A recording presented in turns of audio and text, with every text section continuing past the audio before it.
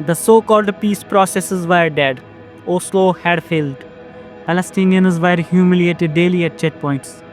Their land was disappearing under Israeli settlements, and hope was running out. Then came one moment that changed everything. On September 28, 2000, Israeli opposition leader Ariel Sharon marched into the sacred Al-Aqsa Mosque compound in Jerusalem. He was guarded by nearly 1,000 armed police officers. For Palestinians, this was not just a political move, it was a direct insult to their faith and their identity. And in that moment, years of anger exploded.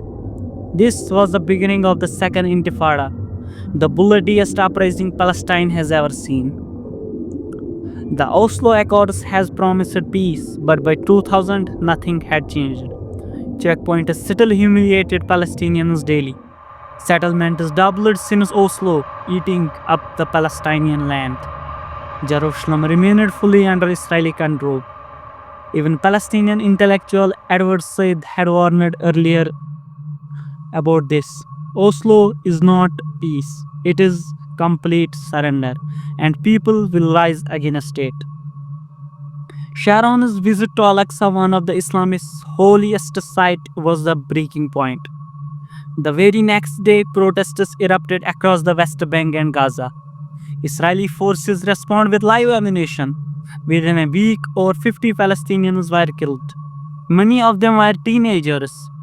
This was no longer just a protest. It turned into the war on the streets.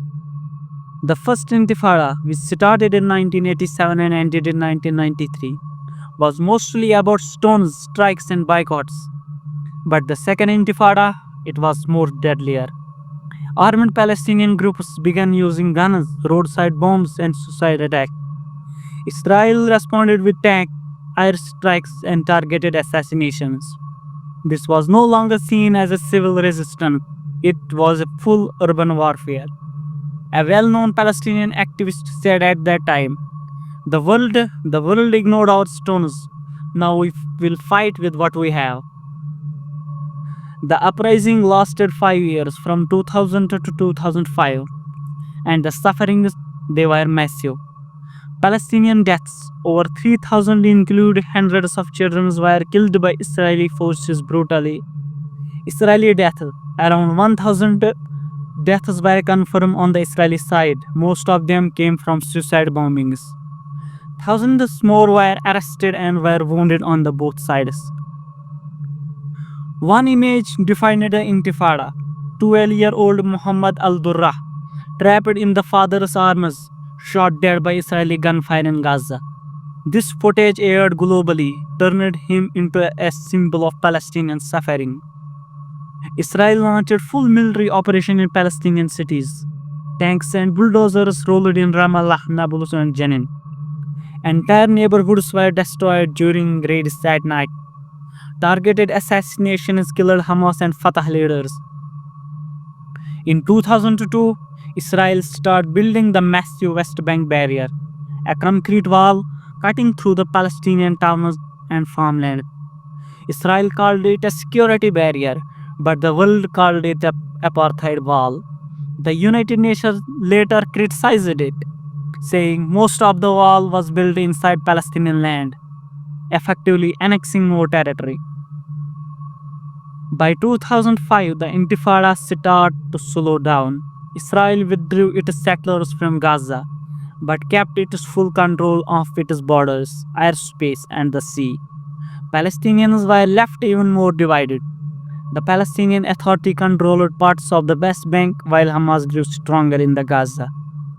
But for many Palestinians, this uprising was not about winning. It was about sending a message to the globe.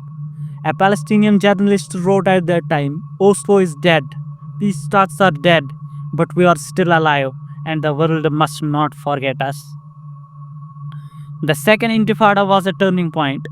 It was not just violence, it was the anger of the people who felt betrayed, trapped, and silenced. Over 4,000 lives were lost, and instead of peace, Palestinians saw more walls, more settlements, and tighter control.